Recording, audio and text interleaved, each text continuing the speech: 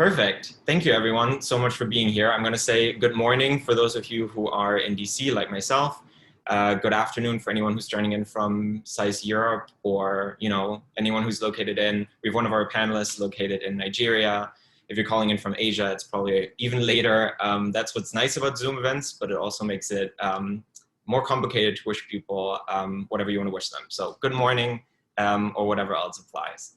As most of you know, my name is Marcus. I'm editor-in-chief of SAIS Perspectives. And I just want to, again, welcome you on behalf of the entire editorial staff. We have our editors on as well. You can see them in the Zoom room. And welcome to our spring career panel. We are joined today by 4 young professionals who will share their insights into very different industries, but they all form part of the bigger sector of development and humanitarianism. So I want to thank Ashley, Dawn, Ridwan, and Marcus for taking the time to be with us today. I think especially the anxious second years, and that includes myself, will appreciate your advice and your knowledge as we're getting closer and closer to May graduation and hopefully finding jobs. Now, we were supposed to run this event last year, but unfortunately we had to cancel due to everything shifting online very suddenly. So we're very excited that we can do it this year. And we've all become very good at Zooming, but we've also grown tired of it. So we'll get started quickly here. I just want to briefly thank, first of all, my team of editors who have done amazing work getting this event together. And then also, of course, the SAIS events team who are in the background today, who did all the work on the Zoom event. And then finally, the entire staff of the International Development Department, our director Tanvi, of course, who are also supporting our work continuously, and especially this event. Our senior editor Hayden will start us off in a second with a couple of questions to the panel that we thought would be good to get out of the way first, and then of course afterwards we'll open up for audience questions. So write down your questions for now if you have any, and then when we get there you can either use the raise hand function or put your question in the chat, whatever you prefer. So now I will ask our 4 guests to please introduce themselves. Just briefly tell us who you are, what it is that you do, and only if you remember it, if you're happy to share it, how many applications you send out before you landed your first job out of grad school. And so, Ashley, if you're ready, do you want to start us off? Yeah, sure. That's a great prompt. Hi, everyone. It's wonderful to be here with you this morning. Thanks, SAIS Perspectives, for setting this up. I was an editor there at my time as well, so always nice to see it continuing on so strongly. Okay, so I'm supposed to answer a bit about my career right now. And okay, so I work at USAID's Bureau of Humanitarian Affairs, which was recently formed out of the 2 kind of former humanitarian bureaus, Food for Peace and OFDA, in case those make more sense to people. Literally, it was formed like a few months ago. And so I work in this bureau, and it's responsible for all of the US government's humanitarian assistance. So think of like the international FEMA, essentially. And within that, I am in the technical program quality division, and I am a technical advisor on protection. What that means is essentially we in crises try to prevent and respond to violence, harm, abuse, exploitation of people affected by crises. And my specific expertise is gender-based violence. So I am the focal point for our gender-based violence work at the Bureau of Humanitarian Affairs. So that's my current job. And how many applications I sent? I would easily say like 50. In humanitarian aid, it's a little different because once you get into the field, you kind of like roll into your jobs through networking. It's very easy and you switch every 6 months. But moving back to DC, which happened a year ago, I would say I sent easily 50 to get a job back in DC. So I'll stop there, passing it back. That is a frightening number, but thank you for sharing that, and thank you for being here. And then we'll go on. Marcus, do you want to also briefly introduce yourself? Thanks for being here. Yeah, thank you. And thanks to the whole team for putting this together. This will be fun. So I am currently working as a senior economist at the World Bank. I'm part of our development impact evaluation group. And I manage our research program on gender, economic opportunity, and fragility, conflict, and violence. So as part of this work, I kind of have sort of three broad roles.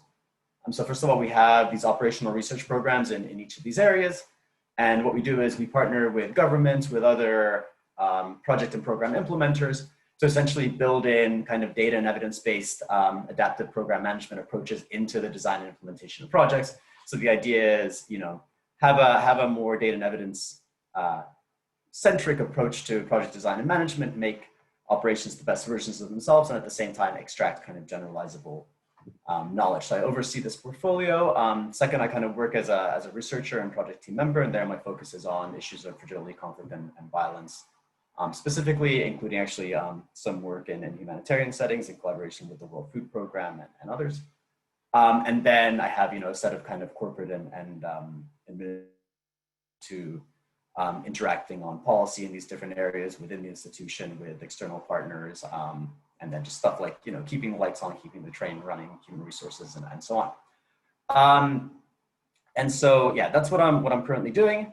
And then in terms of, how many jobs I applied to, I was quite lucky. I kind of, this first opportunity within the bank sort of landed in my lap almost accidentally. And then it kind of snowballed from there. But I have applied to many other jobs in the meantime, including my current job. So I guess applying is sort of something that we just have to get used to doing every few years, no matter what. Thanks. Perfect. Thank you so much. And then we'll go to Ridwan, if you also want to just introduce yourself. Thank you. Thank you very much, Marcus. Hi, everyone. Good to be here. My name is Ridwan Sharonka. Graduated from SAIS in 2019. Currently, I'm the Senior Manager for Government Relations and Public Policy at Spokane. And what that means is I manage government relations and public policy for P&G across our sub-Saharan market, ranging from Nigeria to about 39 other countries. And with this, we help P&G anticipate some of the crises and risks associated with dealing with governments. And more importantly, within my role, I'm the Master of Public Policy, the processes involved, international trade, and more importantly, politics within the various regions. But before P&G, I had worked in consulting with Dalberg and the Albright Stonebridge Group. And then how many jobs I've applied to? I think I applied to about 20, I'm not too sure. Got to an extent where I was tired and I decided to focus on networking instead of just applying. So that's the experience so far. Perfect, thank you so much. And then last but not least, welcome Don. Do you also want to introduce yourself? Yes, hi everyone. Thank you so much for having me. So I'm a project officer at the U.S. International Development Finance Corporation, also known as DFC, and we are a relatively small government agency that serves as the development finance institution of the U.S. government. And I work on two teams where we provide debt financing and political risk insurance to the private sector in emerging markets. And I basically cover all sectors and all countries, so I consider myself a generalist. But I joined right after I graduated from SAIS in May of 2019, and I would say I probably applied to maybe around 5 to 10 jobs. I think I also got lucky, was kind of in the right place at the right time. I was interning at, we were previously known as OPIC, when I saw the job opening, and it's kind of how I landed here. Perfect. Well, thank you all so much for being here again. And I think that was already an interesting first point, sort of just the range of numbers we heard here for the applications. I'll now hand it over to Hayden, who is going to ask again a couple of questions first, and then we'll get to the audience question. Hayden, do you want to take over? Perfect. Yep. Thank you again, Marcus, and thank you to the panelists for coming. Excuse me. Yeah, we're so excited to be here with you. As Marcus said, I'm a senior editor here at SAIS Perspectives, also on the job hunt, and have a few questions that we've gathered that I think will be of interest to students. And so to start out, kind of a broad question, but hopefully you can kind of narrow it down to what was most relevant from your experience. So how did you find your first job out of graduate school, and what advice do you have for current SAIS students as they embark on the job hunts of their own? And I'll kind of open it up. Maybe we'll start with Marcus. I know he's been out of SAIS a little bit longer, probably has a good perspective now that you've been working for a few years. And I know you're still super relatable with students, though. I've been able to talk to Marcus a few times. So maybe start there, and then we'll just have people jump in as they'd like. Cool. Thanks, Hayden. Yeah, I was really happy that Marcus, you referred to us as a group of young professionals. I think I'm like at least a decade older than everybody else. So thanks for that. It made me feel good. So yeah, I mean, as I mentioned initially, I was quite fortunate in how I got sort of my first job out of SAIS. I happened to be updating my CV, sitting at the kitchen table one evening, and somebody that had taken a course with another SAIS alum that had taken a course with a professor who I was taking a course with sort of sent out an email just to her small group of students. It was a small class. All she wanted was a CV. And I happened to be working on that, so I sent it in. She liked my CV. I went in to have an interview with her. I said nothing. I listened for an hour, and that interview concluded with her saying, "Okay, I think this is going to work." So I said, "Okay." So that was quite, that was sort of strange and very fortuitous, and probably not something that you should count on. But I think, since then, of course, that was just kind of an entry point, right? Since then, I've had to apply several times to essentially all of the positions that I've had. So I've been working at the World Bank since 2008 when I graduated. I also worked at the Center for Global Development for a little while. And I think, I mean, in terms of, how do you sort of get in a foot in the door at these organizations, or certainly at an organization like the World Bank, it's fairly, it's fairly generic advice, I guess, that I can offer, but a lot of people still seem to forget about it. So maybe I'll mention it anyway. And that's sort of that, coming to, say, a networking event or an informational interview with a very sort of general pitch is very, very ineffective. And so just to be sort of quite upfront, there's quite a few people that I speak to, and I try to speak to anybody that sort of reaches out to me that will come and say, I'm really interested in working at the World Bank. And I will say, oh, great, why is that? And they will say, oh, like it's this big organization, and development is really important, right? And right then and there, I'm thinking I've wasted like a half hour of my time. And so I think when you come in and you have kind of an interesting story to tell, and you make yourself relatable to the person that you speak with. So you spend 10, 15 minutes Googling what they're doing before, and you kind of figure out what it is that you have that connects you to them. And then you can have kind of a much more natural, organic conversation that leads to sort of memorable exchanges. So actually you guys should all speak to Hayden, because I've had a couple conversations with him, and he is really, really, really good at this. I remember, specific things that we talked about. And that's not that easy to achieve. And so I think really, recognizing the value of networking, and I think everybody sort of touched on that a little bit in their introductory remarks, as something that's important to single you out in a setting where unfortunately there's a lot of overqualified people competing for the same jobs. Is really important. So sort of having that mix of going the formal route, going the networking route, and then I think being proactive, not being able to follow up, and sort of recognizing very early on that you really need to be in the driver's seat, right? You need to be the one that is pursuing those connections, because ultimately nobody's as interested in your career as you are. So it's kind of not enough to make that connection. You have to do the homework to make that connection useful. You have to kind of be proactive and follow up. I will stop there. That's a perfect starting point. Thank you so much, Marcus. That's super, super insightful. And kind of you as well to mention those things. So just jump in. Actually, Dawn. How I got my first job out of grad school was through an internship I got while in at SAIS through a SAIS connection. I was interning at Mercy Corps in their peace and conflict department.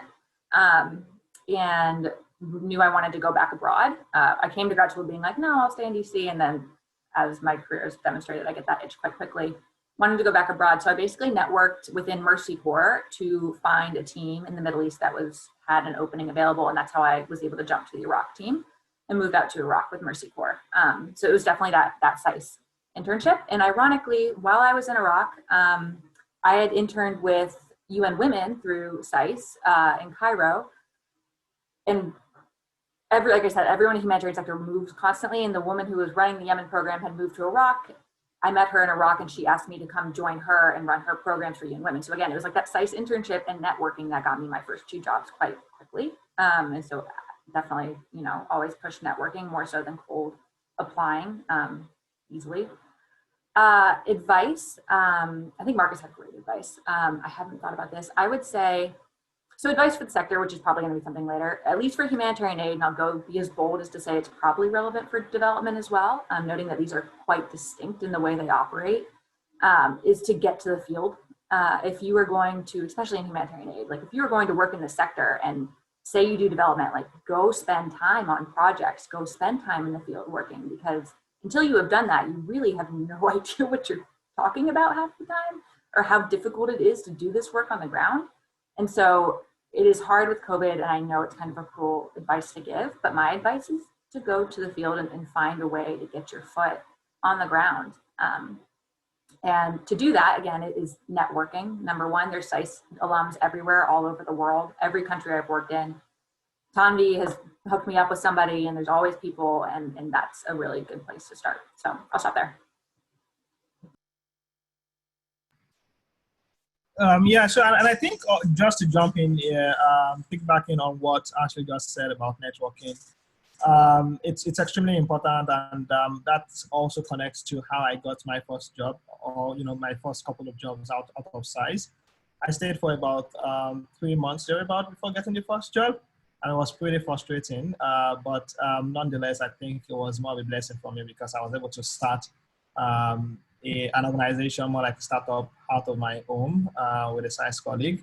But the way I got it clearly was a case of, I'd done series of application, and I realized that, it was too much. Then I focused on reaching out to SAIS colleagues. 2 things proved to be very successful. First was reaching out to SAIS alums whom I have no relations with on LinkedIn. That proved to be very successful. I remember that was how I got my offer with One Acre Fund, and that was how I got my interviews with McKinsey and Bain. And then secondly, it's actually networking with former colleagues whom I've worked with. So my current role in P&G is more like an upgrade on the role I had done with P&G back in 2013. And I realized that, there's always an opportunity to go back to this organization. So I reached out to former colleagues to find out if there are opportunities on the continent. And thankfully, there was one in government relations, which was a clear intersection with what I did at SAIS and my interest, understanding that it clearly positions me at the intersection of private practice, the policy, and the nonprofit space. So I reached out to former colleagues, worked closely with the SAIS Career Services, with Setu and Colin to develop a very compelling CV. And I was able to get the role. So I would say networking is probably more important than the actual application itself, because surprisingly, I didn't apply for the P&G role. And the same thing with the One Acre Fund, which I discussed with a number of SAIS alums there, and I got the interviews. And it was after I finished networking, that's when people do advise that, okay, you can then go on the website to apply. So I think that's extremely important. LinkedIn is very useful. I think you would probably get a response rate of about 40% from SAIS alums on LinkedIn, and then from non-SAISers you should probably get around 10%. So I understand that when I send 10 cold messages to people on LinkedIn, I typically get about 1 to 2 responses from people who are not SAISers. So the way I make that happen is a case of saying that I would like to talk about the organization, selling the SAIS grad school itself, and letting them know what my key competencies are, and if they are available to have a coffee, they should. Now, that was before the pandemic, but with the pandemic, things may have changed. I know a lot of people are becoming Zoom fatigued. So instead of Zoom, you may want to ask for probably a chat on WhatsApp, and from there on, you can then scale on to calls. And I think that one thing that Marcus also mentioned, which I think I would also emphasize, is the case that, before having these conversations, you need to prepare a talking point. And these talking points would clearly highlight, your skills, the questions you have about the organization. And at the end of it all, should have, a critical next step, which is a case of either having them introduce you to someone else, or probably scheduling another conversation later in the future. If that doesn't lead to a potential job recommendation, it would definitely just help you build friendship with these people, which at the end of the day would prove to be very beneficial.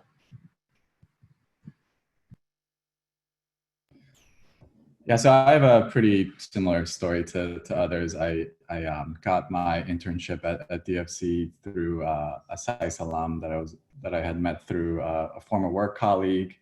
And really during my internship, it was during my second year of SAIS, and maybe some of you can relate to this. I was dealing with exams. I had a part-time job on campus, and I was wondering, why am I doing this internship where I'm not even getting paid and like killing myself?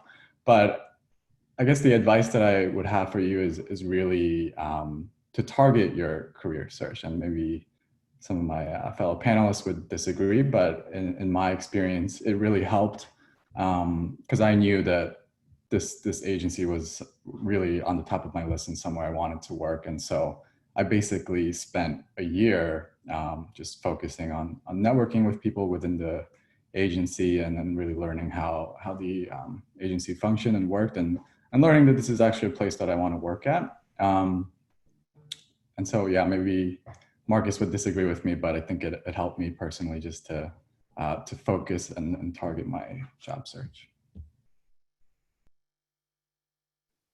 Awesome. Yeah, there's some great experiences from different sectors and little different timelines with SAIS. That's super helpful.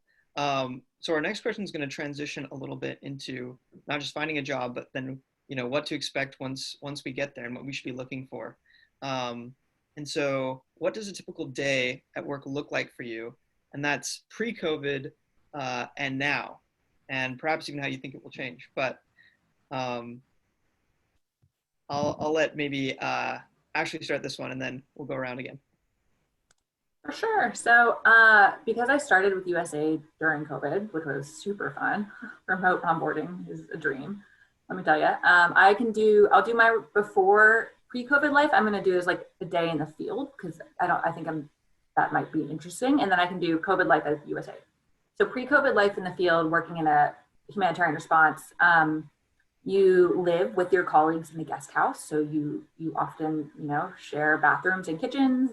You wake up, you all get in the car and drive to the office, which is usually, or maybe you're in a compound and you walk because it's a conflict zone. So you might be in a certain type of environment where you are walking 3 blocks to your office, or your office is in your actual guest house.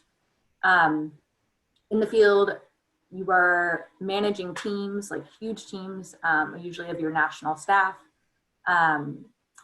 Depending on where you're working, you might be working in informal settlements, or refugee or IDP, internally displaced camps. So you're doing often a lot of trips every day. You are managing workflows and budgets and projects and problem solving and adapting to new crises as they come up. It's an incredibly dynamic environment. It is not a 9 to 5. You work easily 12 hours a day in your weekends, but it's an incredibly high-paced, like fast, dynamic environment, and everyone that you're working with are some of the most incredible people that chose to dedicate their lives to humanitarian aid. So it's high stress, incredibly rewarding, incredibly frustrating sometimes, trying to work on the ground with local governments and make a response happen. And then you earn R&R every 8 weeks due to your hardship post. So then you kind of burn out a little bit, go on vacation, try to get your sanity back for a week or 2, and then go back to your post. So that was most of my life before I moved back to DC a year ago. Now that I'm in DC and at USAID, it is kind of like the DC version of that. So in theory, I would be flying to countries and responding. So in theory, I would be in Ethiopia right now if I could, to respond to the violence in Tigray. Because of COVID, I am doing that all remotely. So I wake up every day for very early calls with other parts of the world. Half my day is spent looking at projects on the ground, advising partners, having calls with our NGOs in the field. Me specifically, I'm looking at what are they doing for women and girls and responding to violence and ensuring health services. And then half my other day is spent on kind of the larger policy side of USAID. So I am working on the US government's engagement in the global humanitarian space, specifically on gender-based violence. And with the new administration, we get to really lean in, which has been wonderful for me in my work. I joined at a great time. And we're making kind of, I'm currently writing the call to action commitments, which are these global commitments made by every donor state, all the UN agencies and NGOs, including the US government between the State Department and myself and USAID, on how we're going to prioritize gender-based violence response from the outset of humanitarian crises. So I'm working on this like large policy initiative, talking to governments and donors every day and in the State Department and trying to write out what we as a US government want to commit to. And then I'm also doing the technical country, talk to the people in the field, advise on projects. And that's my current day. And hopefully soon I will be able to travel as part of that. Fingers crossed. Next, I'll pass it over. I can go next. So I work on an originations team, and so my day-to-day job is focused on completing due diligence and undergoing, essentially financial and credit analysis. And so I in a previous life I worked in the private sector and corporate banking, and my day-to-day job actually it's not all that different. What's different, of course, is the nature of our projects and this focus and our goals towards development. But day to day, I'm working with clients, and oftentimes I feel like an investigative reporter trying to do due diligence, asking the right question, uncovering every rock to make sure, even though we're a development agency, we try to be sustainable, which means when we make a loan, we don't want to lose money on it. And so a lot of the focus is on that kind of risk management lens. Similar to Ashley, pre-COVID, we would do site visits for all of our projects. Obviously, we're grounded right now, but that's something I'm looking forward to. But maybe just to give you a sense of the kind of projects that I'm working on or that I have worked on. We've done a marine conservation project in Barbados. We're focused a lot on the SME lending space in Latin America. And so every day I'm seeing a different project in a different country, working with different people from all over the world. So it's very exciting.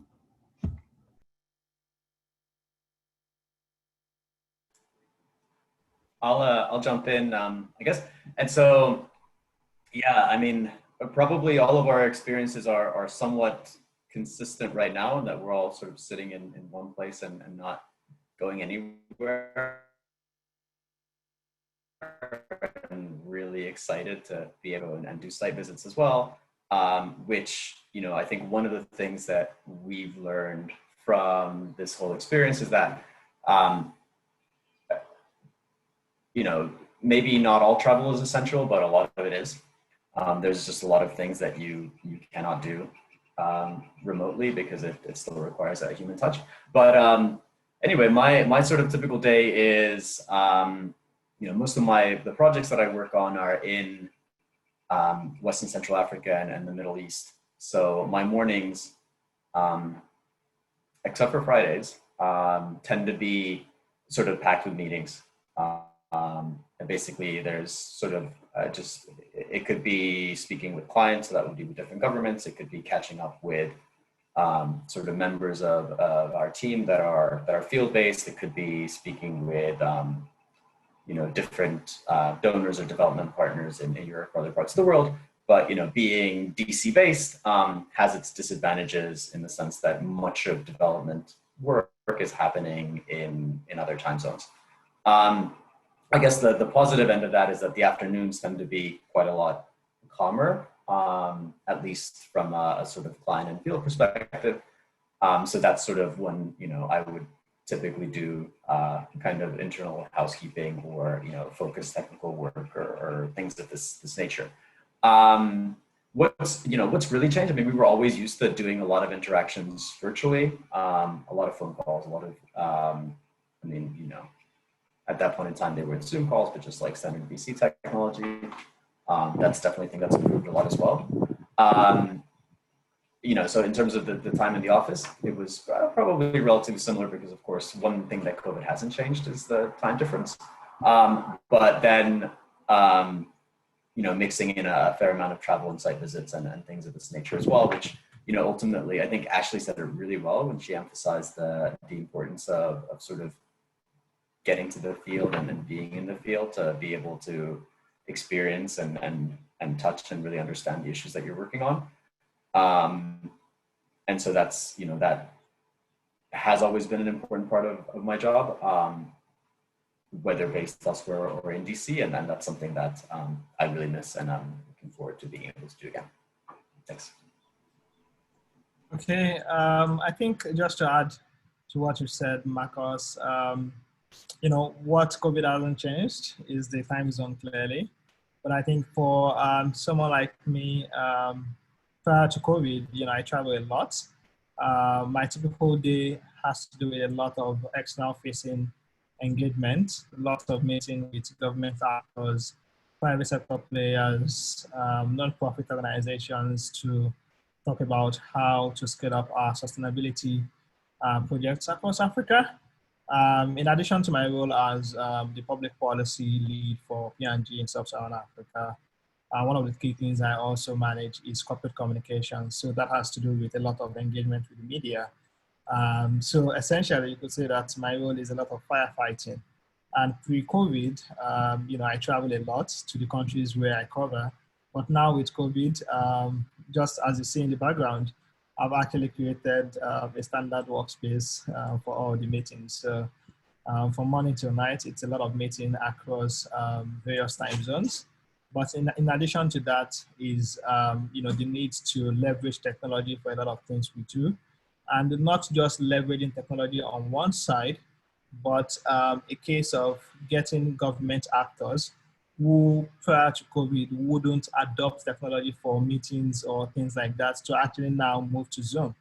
So that's a lot of things happening now, it was pretty challenging at the onset of this pandemic, but we now see that a lot of these government actors are now, embracing technology. But beyond then, the other thing I do at work has to involve three things. Number one is the public policy. So thinking about, the policies that have been developed, and then, proactively engaging the government on how to go about it, and also serving as a learning resource to these various governments. And number two has to do with the process. So how do we understand, processes involved in the formulation of policies or processes involved in the formulation of international trade treaties like the Africa Continental Free Trade Agreement. And, as a government relations person, we actively engage on that front. Then number three has to do with the politics. So for every country, the politics clearly affect outcomes, government policies, and even up to the monetary policies. So we are clearly experts in this field, and we engage various government actors and civil society organizations, including multilaterals, to talk about the impact of government actions and decisions on the outcomes of businesses like P&G across various countries in Africa. So it's an interesting one. And then despite COVID, travels are limited, but we still need to make very essential travels if need be. And like Marcos said, probably not all travels are essential, but we can't rule out that face-to-face part of the kind of work we do. Great. No, thank you for those responses. And the next question is really closely linked. So of course, we've talked about some of the differences between COVID and now and what your work days look like, but what kind of skills are particularly important for working from home? And alongside that, the international development industry is evolving always. And so, from a career standpoint, where do you think it's heading, and what skills are relevant for development?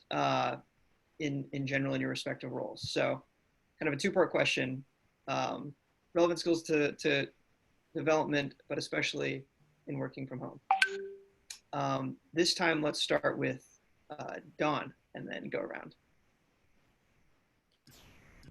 That's a good question. I guess learning how to mute yourself on a Zoom call is a skill I haven't mastered yet.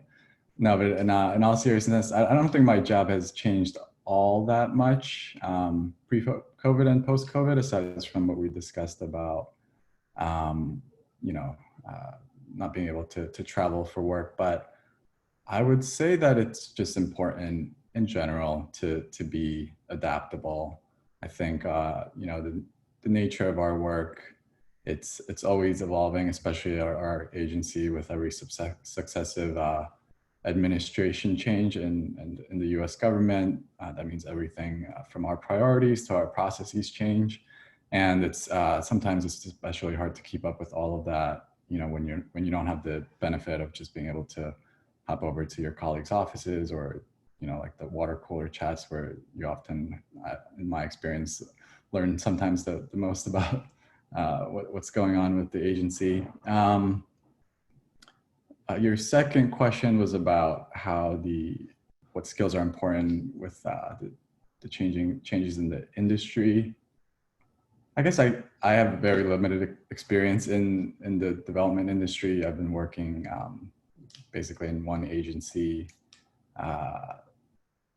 since I graduated, but I would say that in general, what I've seen is that there seems to be a greater role for development, and I think the industry is just growing and evolving, and certainly our agency, it feels like, certainly with the last administration, is just having a more central role in the government and in foreign policy, and we're starting to see some of that with the current administration. And so it just seems like a good time to be working in the industry. And I think, to align with those evolving opportunities, you guys can certainly do that at SAIS. I actually found that I was really well prepared coming into my position.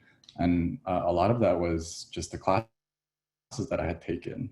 So definitely pay attention in your econ classes. They come in handy. But let me pause there.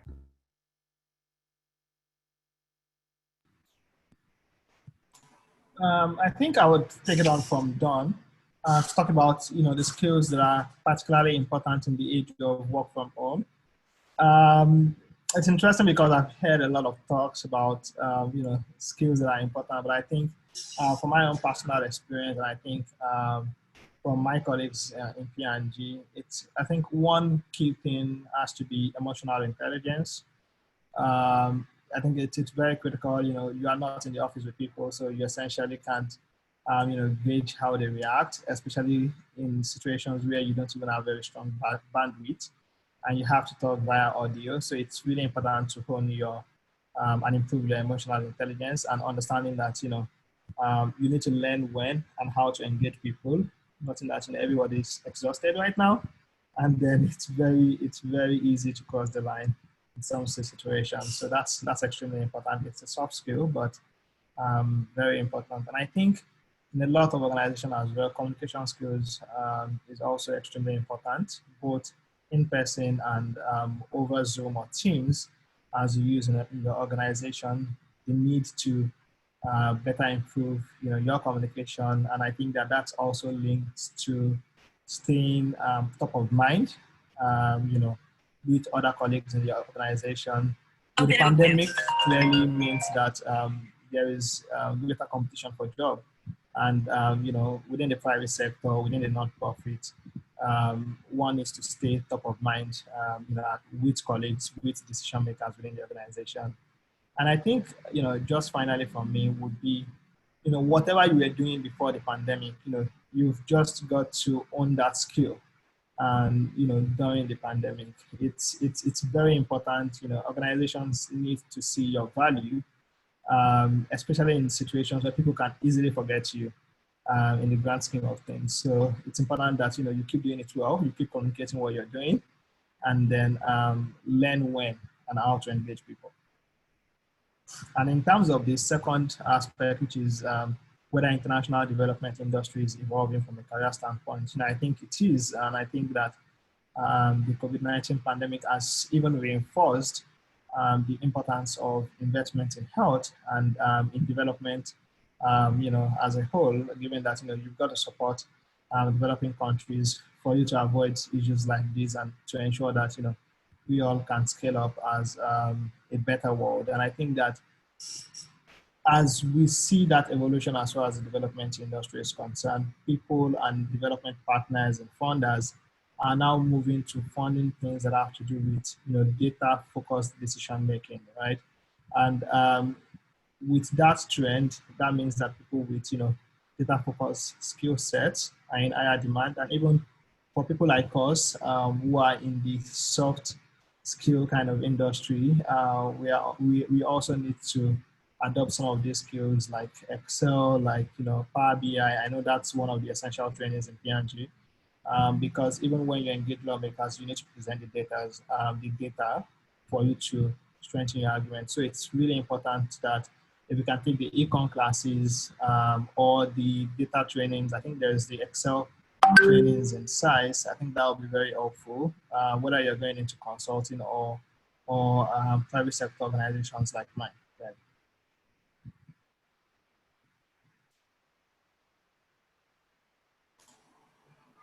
Ashley, you want to go? I was going to let you, I'll end it so you take it. All right, cool, thanks. So in terms of skills for working from home, and I guess things are starting to open up slowly, and probably many of us will be going back to the office eventually, but at the same time, this is probably, I hope, will represent a shift in kind of how we work in terms of how we split our time between, being in an office building versus doing things from home. And there are good reasons to be in both spaces. I think, for working from home in particular, sort of, some things that of course matter always, but matter especially when you are by yourself in a room. Things like discipline and ability to self-motivate obviously come to mind. I think recognizing limits and sort of setting personal and professional boundaries is really, really important. And so one thing is like avoiding the always on mentality, I think is sort of critical, not only to your own mental well-being, but also to productivity. So I get a huge amount done by like not checking my email very often. And that's because somebody else will do it in the meantime. And that's sort of, that's not a flippant point. And it's maybe more difficult to do that when you're starting a job and you're kind of expected to be responsive, but it relates to this idea of sort of not taking yourself too seriously. So, sort of acknowledging that if you stop, like things will continue. And I think that's really important to understand, especially at a time like this when, we're all kind of, suffering increased mental and physical and other forms of strain. And so that leads to then the importance of being kind of communicative. So, telling your team, telling your manager how you're doing and kind of what you need, the type of support that you need.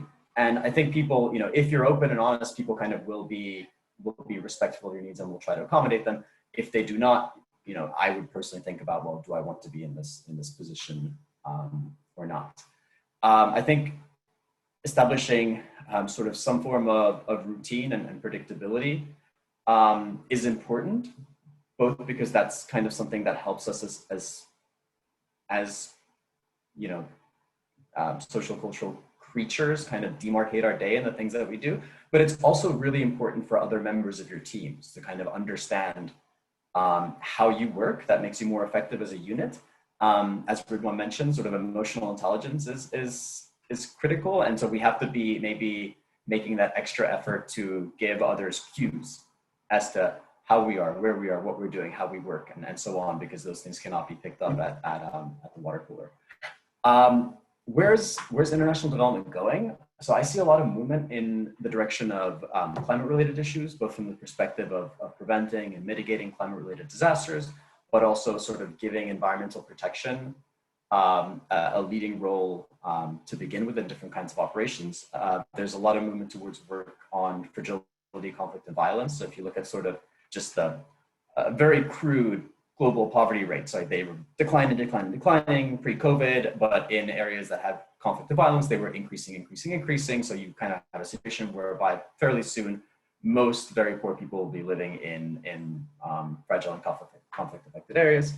And there's also, I think, with that comes this increasing bridge between humanitarian work and development work, where development actors are increasingly cooperating directly with humanitarian actors, to some extent moving into that space. So the World Bank delivers its programming in particularly challenging areas through development actors. And humanitarian actors are also increasingly moving towards the development space, so going beyond sort of emergency response type interventions towards more developmental ones, trying to build resilience, trying to create gender empowerment, and so on, as kind of an explicit focus. Of course, Ridwan mentioned a little bit the human development agenda, which is exploding. So one area is sort of social protection and jobs. So you've had, something like over 1,000 new social protection interventions introduced basically across all the world in response to COVID. And that will continue to be a really important area in terms of responding to and recovering from this crisis. Health, obviously, I think we're going to see the strain on health systems is going to become very apparent as vaccines get rolled out across the world. There'll probably be a lot of investment there. And education is an area that's seeing a huge amount of innovation in terms of like ed tech applications and sort of, I think we always knew that education in much of the world was not delivered in the most effective way. And so the current crisis has spurred kind of a lot of innovation, which I think will actually ultimately be a kind of a big opportunity to make some important gains in that sector. I have sort of some thoughts on skills and things like that as well, but maybe I'll stop there and we can get back to that a little bit later on. Ashley, over to you. Oh, Marcus, everything you said, I just loved. Everything from like drawing boundaries, so critical, and like better communication with your teams. Really recommend that. If you are onboarding, as I have done, and you might likely do, it is incredibly painful sometimes, but asking for one-on-one virtual coffees with your colleagues, I have just forced myself on basically every technical advisor I can find, whether they're WASH, whether they're agriculture, and just being like, hi, I'm new, like, let's talk, because you don't have that in-person water cooler kind of office dynamics anymore. And regardless of what people say, everything functions based on relationships. And so you really just need to find a way to build relationships with people right now. And that might just having that 10-minute, hey, I heard you from Georgia. Now I know that about you. And now there's like some sort of camaraderie. That has been really helpful for me onboarding remotely. And then communicating more does not mean more meetings. I would like to say everyone should get good at writing very concise. I've learned this term since joining the government, bluff, bottom line up front emails. Like, please keep things concise, and in most meetings that you're trying to do now that we're all in COVID can be written in an email. And so that's just like a very clear lesson learned. I think everyone in my current team is trying to figure out how to do. We all like to talk a lot. As to where the sector is going, Marcus, again, I loved everything you said. The nexus, the humanitarian development nexus that we love to talk about, that like mythical unicorn of a thing, it's real, kind of. It should be more real and tangible and concrete than it is. And I do think that is definitely a trend. How we get there is kind of messy, but I think that's definitely something to keep your eye on, as well as the increase, like you said, in needs and conflict and crises environments, which is where I work, is exponential and increased every year, while as resources are diminishing. So to me, that seems like a field that's relevant. I would really like to focus on, though, the decolonization of aid, at least specifically in humanitarian aid. It is a huge issue, and I know I say this as a Western white woman as well, like respecting my own, obviously, privilege in this and in my own role in it. But there's a huge push, and COVID has encouraged that, with the need for what we call localization, which basically just means looking at the local partners on the ground and recognizing that they have just as much value, if not more, and should be seen as equal partnerships, not an extractive relationship of trying to reach further hard to access areas.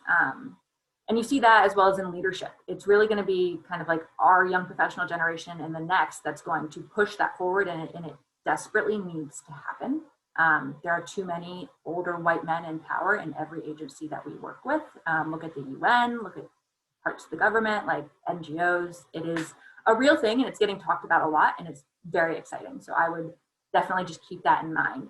The power dynamics of being even an expat in the country or a Western person or white is implicit in every room you walk into, and you need to be very aware of that in this sector if you're going to work in international development or humanitarian assistance. Okay, I'll pause. Well, those responses super well balanced, and really appreciate the thoughtful feedback for students there. We've expended our moderated discussion time. It's been so good, so we're going to move into some student questions. What I recommend, so if you don't want to share your screen or talk for yourself, feel free to put it in the chat and I'll read the question for you. Otherwise, like Joni's just done, raise your hand, and you're free to unmute yourself and ask the question yourself. And these can be targeted to one person or they can be general for the panel. So let's start with Joni. Go ahead. Hi everyone. I have a question for Marcus. I just wanted him to Marcus Homlin, not Marcus Beck, about his comments regarding skills in the future. I think it'd be great to hear you expand on that.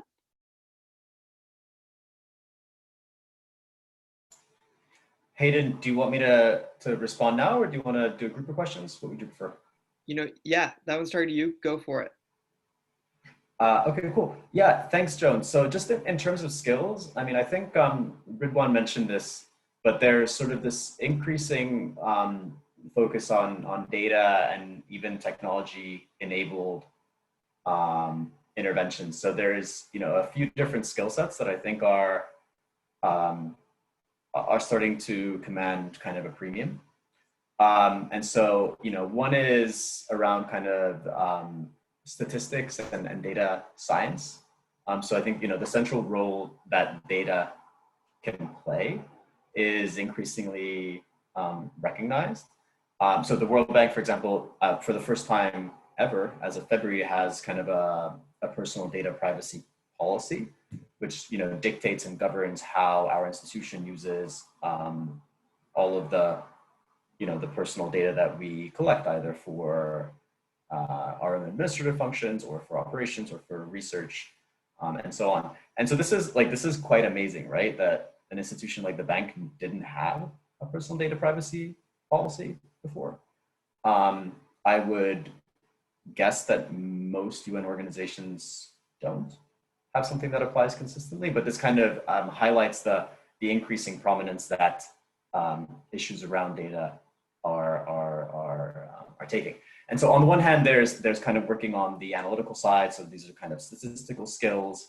Data science is increasingly valued. So sort of going beyond describing data to really thinking about how do we produce, curate, process, analyze, communicate. Using this is quite valuable. And then, also in terms of designing or advising on the use of sort of tech-enabled applications. And then there's a whole policy space, which kind of goes back to this data privacy issue. And I think this is sort of topical all over the world, right? And it's come up many times in the US, it's come up many times in Europe. And it's increasingly coming up in the development space. And this is sort of related to, at least somewhat to the point that Ashley was making about decolonization. It's sort of recognizing that everything that we do has concerns individuals, right? And these individuals have rights. So the fact that we are, coming somewhere with benevolent intentions does not give us the right to trample or disrespect those rights. Quite the opposite. It gives us actually the additional obligation and the duty to make sure that everybody is treated respectfully, that everybody's rights are protected, and sort of privacy and data issues are around the forefront there. As well as, there's a lot of push to create like social registries to be able to use these things to deliver development aid and so on. So that's kind of one area, whether it's on the analytical side or the policy side, or you know, blending those two, where I see a lot of potential and a lot of need. Another area that I know much less about is on sort of the role of the private sector. I think this is, you know, clearly, if you look at how much of the world is developed, it's not spurred by outsiders, right? Outsiders can play some kind of a role. We hope, I think, at least those of us that work in this field, you know, believe that there is a role for the humanitarian space, development, finance, and so on. But the role of the private sector is really critical. So kind of understanding how the private sector interplays with the development space, with the national locals policy space, I think is something that will become increasingly important. Maybe Ridwan has some more insight on this point. Thanks. Ridwan, No, if you jump in. Marcus, you actually hit the nail on the head. Just the other thing which I think is also on the rise would be GIS and geospatial skills. I see that increasingly being adopted, you know, across many African countries, and I see a lot of development partners also looking at that. With the COVID-19 vaccine response, a lot of GIS use cases have been developing, and I think that if SAIS is offering, you know, GIS classes for those who are interested, you know, it won't be bad to enroll in this class and get you know, some idea about how geospatial data is being leveraged across many development fronts.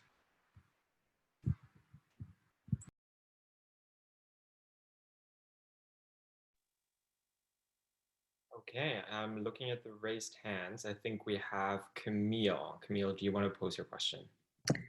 Sure, I can hop in. So thank you all for being here. This has been really helpful and interesting. So a question that I think probably a number of people here have, our internships last summer were largely remote, mostly all remote, if not everybody, and practicum experiences have all been remote. So getting that field experience that sometimes you get from grad school that really helps you get your foot in the door for that field job is not really there. So I'm curious if you have any advice on how to get that first field job when we have not had experience in the field. I know it's always a little bit of a catch-22. You need experience to get in the field, and everybody wants you to have field experience in order to work in other places. So just curious if any of you have advice on that front. I can jump in, and I'm sorry, I don't have a great answer because you're completely right. Not only is it a catch-22 in normal world, but in COVID world, when every country border is shut, what are you going to do? I'm really sorry. It's like not easy to manage. My advice for getting a field job, I mean, there are entry-level jobs, and I'm going to speak from NGOs because that's definitely how I did it and how I would recommend doing it for at least humanitarian aid. NGOs, there are specific NGOs that are going to hire a little bit younger or like with less experience. That doesn't say anything bad about them. That's just, they're a great entry point. Acted is one of them, and I remember looking at them. Looking at local and national NGOs or just smaller international NGOs. So instead of looking at like the IRCs, the Mercy Corps, the Oxfams, look at Nonviolent Peace Force. Look at I think if you go to Interaction's webpage, there's a list of great NGOs there, and I recommend starting there. And also, as horrible as this is, and I don't want to recommend it, but an internship, if you can somehow get somebody to send you somewhere, even doing an internship in a country, is very likely almost 100% time going to lead to a job with that organization, because it's just, you're in country, they now need someone, you've proven you're exceptional at your job, they will then hire you. It's really about getting into country, and until borders open, I don't have a silver bullet for you, unfortunately. Maybe another panelist has another good idea. I'll toss it. I think I want to, it's, you know, so just like Ashley, I don't have the perfect answer, but maybe this may help. You know, I think there are some organizations that would provide opportunities, you know, for field staff. I know that one of the interviews I did before COVID, which prior to accepting PNG I got, was with One Acre Fund. And I remember clearly that One Acre Fund has a very aggressive recruitment strategy for people with entry-level kind of profile. And back then it used to be, you know, they would fly you down to Rwanda or maybe their office in DC for that interview. But I know that with COVID, that recruitment approach would have changed. So clearly, still reaching out to people, possibly for an interview, for an internship opportunity, like Ashley has said, is extremely important. But and I think that because, you know, a lot of these organizations don't have in-person recruitment again, so look out for development organizations, especially who are working around COVID, gender equality kind of thing, you know, those rising areas of development. I know there's a lot of money going into COVID now, so you may want to look into those kind of organizations and see whether there are positions on their website, or you reaching out to people within the organization just to get a sense of, you know, how you can support. And I think that once a lot of people get vaccinated, especially in the developing countries, you would see a massive number of field positions. And for you to get those kind of positions, it's either you are already attached to the organization through internships, or you've already applied and they've already included, you know, your name into their talent pool. So it's pretty frustrating. You know, I've discussed with a number of people, but I think that continue to have those conversations, look out for organizations still actively playing at the intersection of, you know, health and international development at the moment. And then hopefully if you have the opportunity to be in country, so take for example, maybe you're in Latin America, or peradventure, you know, the lockdown actually met in a place in Africa, then it's important that you reach out to organizations who are working on the ground. So take for example, TechnoServe in Nigeria, or One Acre Fund in East Africa. Reach out to their recruiters to let them know that, you know, you are in country and you may be able to help them support. Countries in Africa have a very lax, you know, COVID-19 lockdown measures at the moment. So we all move out. So if you are on the ground, then it's easy for you to get those field positions. But having the conversations, reaching out to people would get you closer to those kind of opportunities. Don or Marcus, do you want to weigh in on that one, or do you think everything's been said on that question? I think everything has been said. I really like the point about, you know, even if you can't travel, great, but there are many reasons why you might not be able to. But the idea of, you know, trying to get an internship with an organization that's not Western Europe or North America based, but is actually in a country that you're interested in, is a really, really good idea. Yeah, I don't have much to add, but I would just say that prior to coming to SAIS, I had zero international work experience. Maybe I'm one of the few SAISers in that boat, but there's hope. You know, I mean, I have a little bit of a different position where it's mostly a desk job, but, you know, I think there's different starting points. And, you know, I started in the private sector, and in my experience, it's been a really good path towards where I've ended up.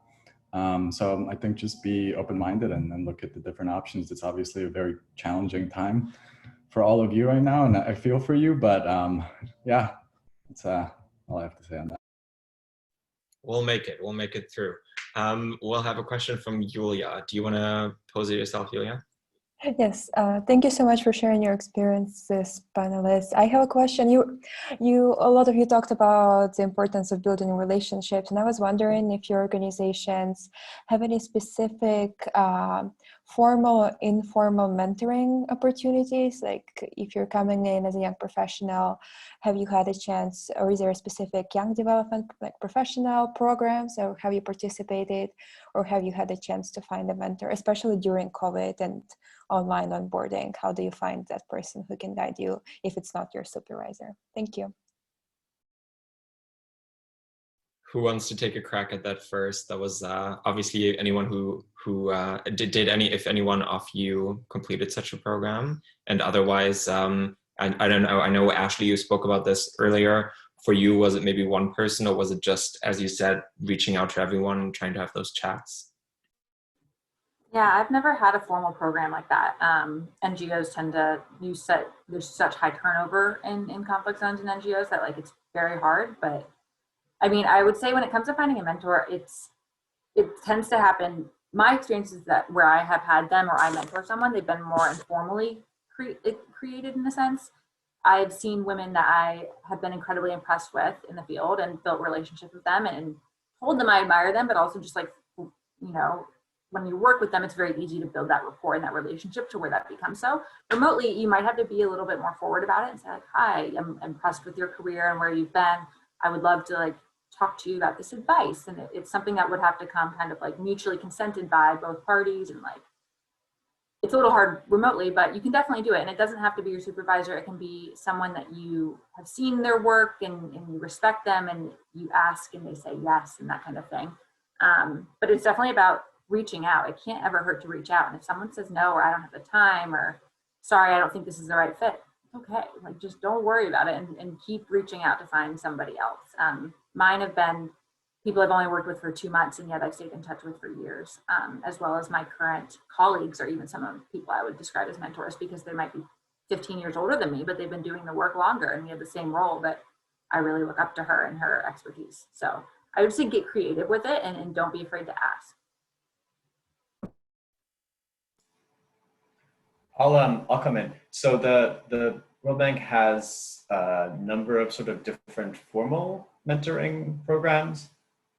Some depend on your sort of entry point into the institution. There is sort of a youth network for kind of young professionals that runs a mentoring program. There are kind of other more formal opportunities. I have participated in one of these, and in that occasion, I didn't find it to be particularly useful because of the mismatch with my mentor. But I did find it to be quite useful for some of the reasons that Ashley highlighted, in that it kind of forced me to think about what it was that I wanted from a mentoring relationship and why I was kind of in that program to begin with. And so I think that's kind of a really good necessary first step, right? Is sort of thinking about, well, am I seeking to learn more about the conversation? Am I looking for a career opportunity right now? Am I trying to position myself for something in a few years' time? Am I seeking help on a specific project that I'm working on now? Because this will influence the channels that you go through. And so there's a lot of, I mean, it's great to interact with colleagues, more senior and more junior. And, you know, sort of similar tenures yourself to get, especially I think more informal feedback. But then I think it's really, really useful as well to kind of go outside of that and to put yourself in that position where you kind of have to ask for help. So this is what Ashley was alluding to as well, where, you know, you say, hey, look, I'd like to use you as a professional sounding board. I'd like to benefit from your guidance. Again, because this really forces you to package what you want in a way that's comprehensible to the other person, and for it to be comprehensible to the other person, you have to understand as well. So I think, yes, in the World Bank these exist, but whether or not they exist, I think it's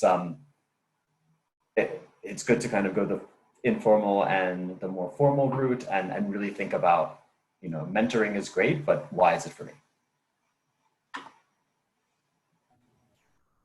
Yeah, I agree with Marcus. I haven't had great experiences in formal mentorship programs. I honestly find them to be a little bit awkward, and my best mentorship relationships have been more informally. Some of my best mentors have been SAIS professors.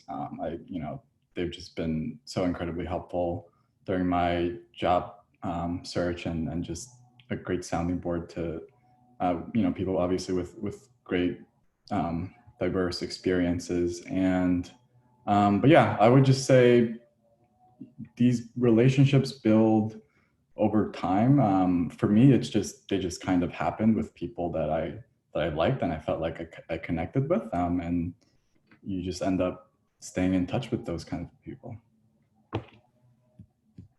Yeah, I think, I mean, you know, everyone has talked about the very important things, but just to add one more thing is, you know, I think, so in an organization like P&G, we have a formal mentor program where, I mean, yes, a mentor program, but you could call it like an office body kind of thing, where once you get recruited, you're assigned a body, and then who automatically becomes your official mentor, and can help you have straight conversations with your manager, especially in cases where you can't have. So this body would be somebody maybe like a level or two above you, and you have the right to discuss anything, clearly not within your function. And I think beyond that, I've also leveraged, informal mentorship, reaching out to exceptionally talented people within the organizations, people with very fast, career within the organization, and people you could easily call like the eyes of the organization. So these are, I reach out to these people informally, probably asking them for coffee, or just inviting them to a tennis game, or probably a football match. So we've been able to develop that bond, and then I could easily talk to them to act as my unofficial mentor within the organization. But beyond that, organizations that I've worked with, I've always left those organizations on very good terms. So my former bosses or professors, like Don mentioned, are also people that I go to for advice, and who could also provide our recommendations when there's a need to change jobs. Perfect.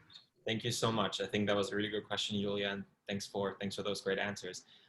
Seeing no audience questions, no further audience questions, I will pose one, and also looking at the time and taking into consideration everyone's Zoom fatigue, I'll ask one final question. Not everyone has to respond, just if you have something to say. Going back to something Don said before, which I found very interesting. Don, you said that you had really focused on that one institution, spending, I think you said you spent a year just, making sure that you got that job because it's what you wanted, and you found out that you wanted it through that process. And so a broader question sort of from that statement, I was wondering what your opinions are on settling for a job that might be good, versus, trying to do everything to get that quote unquote dream job, or any other opinions you might have on that, because it's just, as you remember, and as you can imagine, especially during this time, there's a lot of conflicting timelines and a lot of thoughts going on. And so maybe just if you have any final words generally, we'll do one final round. And Don, maybe you want to start, because I just quoted you. Hope I didn't misquote you. No, but let me expand on that, because I was talking about a specific point in my career. But prior to SAIS, I mentioned I worked in banking, and honestly, this was a job that I didn't find all that exciting, but I have no regrets about starting my career there, because it really just built so many important skill sets, and to my surprise, it helped me to be really marketable in the development finance industry. And so your first job, or maybe your first job out of SAIS, it's probably not going to be your dream job. So just think about building blocks, think about long-term where you want to be. And, it might not be a direct path. It might be, you might be exploring a little bit. And yeah, I think when I say I was really targeted, it's probably a little bit of an exaggeration, because at the same time, I was trying to keep an open mind, taking different classes, seeing what else might be out there for me. But ultimately, it was a good fit. So yeah, I'll stop there. Thanks for the clarification. Anyone else who wants to jump in on that topic, or anything else that you want to say before we finish? I'll give it a shot on that topic. So I think the advice to be targeted in your search, if you know what you are interested in, is fantastic. It allows you to focus. It allows you to develop your kind of talking points and your pitch. If you kind of know that this is where I want to be, that's great. I think even if you don't know where you want to be, you still, you want to put like parameters on your search, right? You don't want to do, you don't want to accept any position at all because it's at, say, USAID or any other organization. You want to make sure that, you know, you're ending up doing something that's related to where your heart lies, where your particular kind of skills and expertise fit. And even if it's not the sort of ideal thing off the bat, and I think it very rarely is, you know, understanding whether there's a pathway from that to where you want to get to, I think is quite important. That's probably where some of this networking and some SAIS alum can be quite helpful in saying, hey, this is kind of my entry point, but this is really where I want to be. Is this feasible? So you know, definitely balancing those two of kind of, I would say don't settle for something just because it's with an organization that you want to be in. I would focus more on the type of work that you're doing, because then, as Don mentioned, even if you end up starting in a place where perhaps you don't want to end up, if you are developing the relevant skills to what you want to be doing, then it's actually quite much easier to transfer. Thanks. I'm going to play a little bit of a devil's advocate, just because when it comes to getting a job in the field right now, you might be having to take, I mean, I did this and I often recommend this pre-COVID, you take a job that you might not be interested in, or it's a little below you, but it gets you out into the field and it gets you into that NGO, or it gets you into the crisis zone. That would be the one time where I'd be like, yes, take the job, it's a foot in the door. They're going to hire someone within 6 months. Like, it's just a different work environment and a different kind of like job hiring space than a lot of the other sectors. And so that's one where I took a job. It was like reporting and communications, and I don't love writing reports, but I was a program manager within a year. So that's a different space. But when it comes to, you don't know what your dream job is, and if you do, you're going to get it, and it's going to change in 3 months anyway right now. And if you hold out for that dream job, you're going to get there and you might hate it. And so I'm an advocate for, like Marcus said, have some parameters, but really be open, because once you get into an organization, you learn how it works and you figure out what your actual day-to-day is. Like, what do you want to physically do for the 8 hours, or, you know, however many you are working. And sometimes the job descriptions really don't equate to what that reality is. So be open, be flexible, talk to people, get an idea, and know that you're going to have 10 jobs in the next, you know, decade. I mean, we change job all the time, but like, you're going to have tons, and there's no linear path throughout any of this. So be open. Perfect. Ritwan, I'm not sure, maybe your connection is spotty because I can't see your video. If you have any final words, feel free to weigh in as well. Otherwise, I think that's where we're going to leave it, because those were also great final words from Ashley. Thank you so much. And of course, thank you again to all of the panelists. I think we had a lot of, I hope it wasn't too all over the place, because we had very different sectors represented, but I really appreciated those different viewpoints from different institutions, different fields. And I think hopefully all of the anxious second-year students that are here got something out of it from that diversity that we had. So thank you all for making those really, really great points and just sharing your, both your opinions, but also, you know, your expertise on your respective sectors. We really appreciate it. And so with that, all I have to say is go to saisperspectives.com, because we don't just do career panels. We have a lot of great articles that you can look at, and this goes also to our panelists, because we love having people contribute who are not just current students, but alums or just people out in the world. So if you have anything to say about resilience and international development, which is our theme this year, feel free to head over there. We're looking for blog posts, articles. It can be cross-posted, interviews. It's really whatever you think you want to contribute, we'd be more than happy to have. Also, as a reminder, again, to all the students who just finished midterms, if you have any good papers, we'll be happy to work with you on that. And with that, I'm going to let you all go to your busy days. Hopefully, based on what we just heard and the importance of taking breaks and not always being available, I hope everyone can take a little break. And otherwise, especially thank you to Hayden again for moderating the panel. And thank you all so much. Thanks. Thank you. Have a great weekend, everyone.